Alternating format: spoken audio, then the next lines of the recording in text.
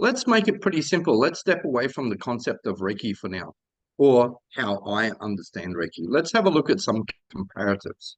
So,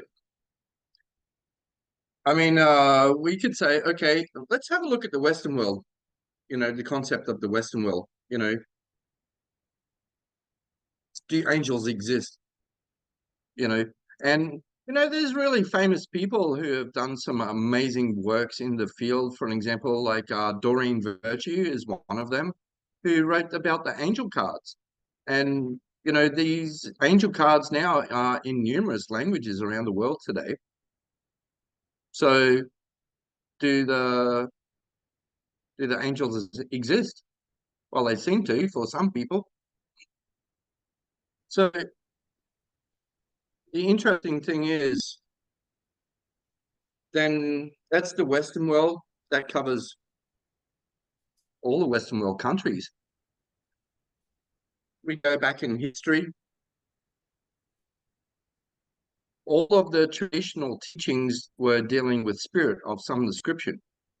In the traditional teachings, like Native Americans, in Europe, the pagans, in Australia, the Aboriginals, all of them were working with animism. So most people from this part of the world are only thinking about this part of the world. It's just like, no, that's not true, because every country around the world, including in the Middle Eastern countries, for an example, the Bedouins were named to be the traditional people of the deserts that also work with animism. That means nature spirits and so forth as well. So I don't understand why there's any confusion at all, because, if you're looking at the Western world and being in Asia, for an example, every country in Asia always had this in their traditions as well. So, what happened? Why isn't Như it vậy being thì talked about? And why isn't it understood? So, what is strange about Reiki having spirit guides? there's absolutely nothing strange about it at all. It's normal. So I don't understand what is difficult to understand. So now we got that part sorted out. I think it's normal. And to tell you the truth, most energy healing practices would be referring to other mindful energies or guides included, such as pranic healing. The Raja Yoga does full moon meditations, for an example. So, then there's like a knowledge of in Qigong as well, about various energies. So a lot of traditional practices around the world are having a connectivity with spirit also. Ok, các chị thấy là có rất nhiều cái nơi chữa lành đó, họ sử dụng các phương pháp khác nhau. Thì một kết nối là với cái thực thể tâm trí ở vòng ngoài kia, hai là thực thể ở tâm trí gọi là cõi giới linh thiêng tối cao. Thì lúc này thì chúng ta có thấy ở trong những cái khả năng chữa lành nè, chẳng hạn như chúng ta ngồi học yoga nè, yoga nè, và những thiền và dính chăng nè, dùng khí công nè, và dùng nó hầu như là tất cả mọi thứ liên quan đến tâm linh là mắt thường và những người bình thường không nhìn thấy được á, thì họ đều có sự kết nối với cái năng lượng ngoài kia cả. Every country around the world has that in their ancestors' knowledge. But what makes me drawn to the method of Reiki, traditional Reiki? What makes me drawn to Reiki is that the spirit guides are with the person all the time, meaning that, the stories are you can do a Reiki treatment anytime, any place, for an example. I mean, that's the common thing, understanding about Reiki.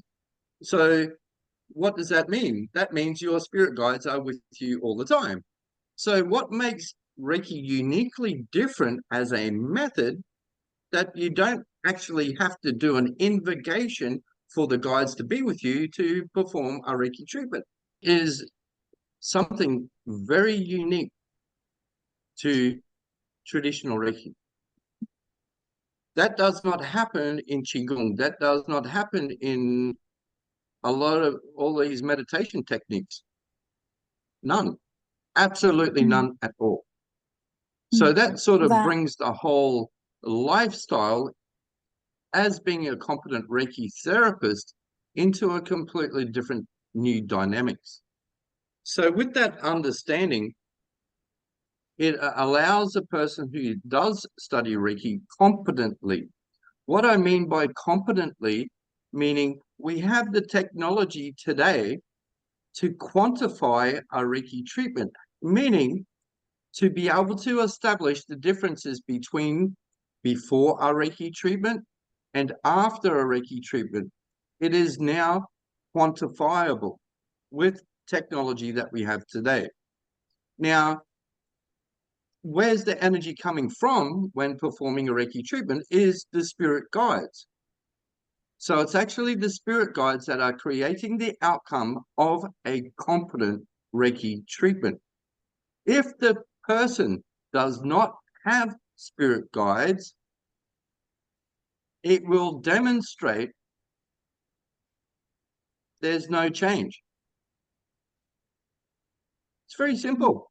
So when people do have the guides, meaning being attuned competently to level 1 in Reiki, for an example, there has to be a time period between level 1 and level 2 for the body to make the changes, because the aura is larger, the chakras are larger, the raising of the Kundalini energy has already taken place.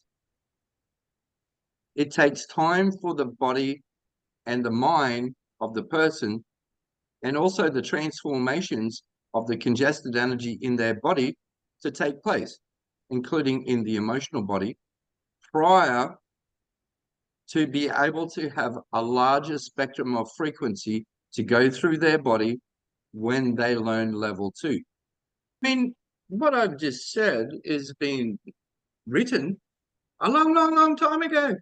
It's nothing new. But so I really don't understand why people don't really understand about the guides and the development of the human body with more energy going through it. It's normal. It's the human body. It hasn't changed. For me, I find it really weird. 20 years later, I'm talking about the same thing as, I experienced in my own personal development when I studied Reiki with my teacher. I mean,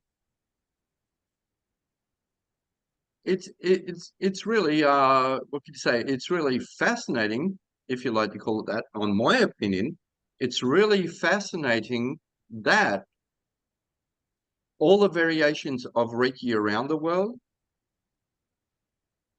and a lot of teachers of Reiki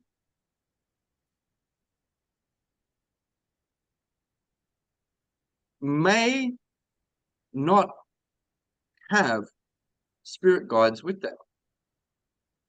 So when I studied Reiki, I think, wow, what do they teach? How do they do it? Because even when I studied Reiki, I had to identify the spirit guides and the energy going through the level 1 therapist body, and also feel the energy that the client is receiving to be able to teach level 1 in Reiki. It's just like, either I am crazy or what's going on? I don't get it. Because that should be normal. Simple, basic rule of a competent Reiki teacher.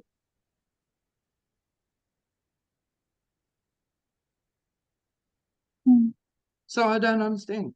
It's normal. I have always had an RPL, recognition of prior learning. If somebody wants to participate in Siam Reiki and are qualified, they've studied Reiki before, they can easily reach out and say, hey, I'd like to have an RPL, you know, recognition of prior learning. I believe in fairness. I mean, it's like if people have their Reiki guides with them, for an example, they don't need an attunement. All they need to do is have a good connection with their Reiki guides and, you know, feel when the energy stops and move their hands to the next place. No big deal. Fantastic. I mean, Earth needs all the competent Reiki therapists they can get at this point in time, you know? So that's why we do have recognition of prior learning. And to tell you the truth, if people actually do have spirit guides or Reiki guides with them, certainly will not be having an attunement by me. They will be guided in relation to how to feel the energy stop and move their hands to the next place to perform my competent Reiki treatment. It's as simple as that. But we cannot forget, for a human body to have spirit guides with them all the time, there needs to be a heightening of the vibrational level, raising of the Kundalini energy, meaning that they have a stronger connection with Mother Earth energetically. They have a stronger connection with their soul, their overself, from their crown. It means their chakras have started to develop and their aura is bigger. It's very, very easy to evaluate the competency or the aura width, or, you know, how many guides a person has. It's very easy to do.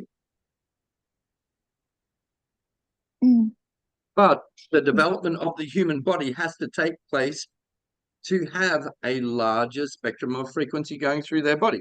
So the simple standard to have in place for a competent Reiki master teacher, meaning somebody who can competently perform an attunement, would have to have at least 50 spirit guides with them from the highest of good to be able to perform their first attunement.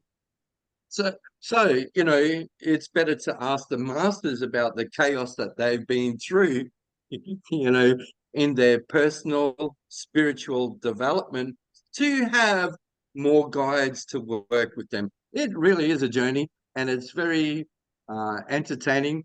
There's a lot of clearance. There's a lot of things that get presented to you, you know. So it's good to talk with the masters to, you know, get some, you know, of their stories about their experiences, you know, because I've had many. So I love teaching Reiki. It's very entertaining watching people go through their transforming experiences. But I'm really grateful because these people are old souls. It's their purpose to be drawn to energy work in this incarnate.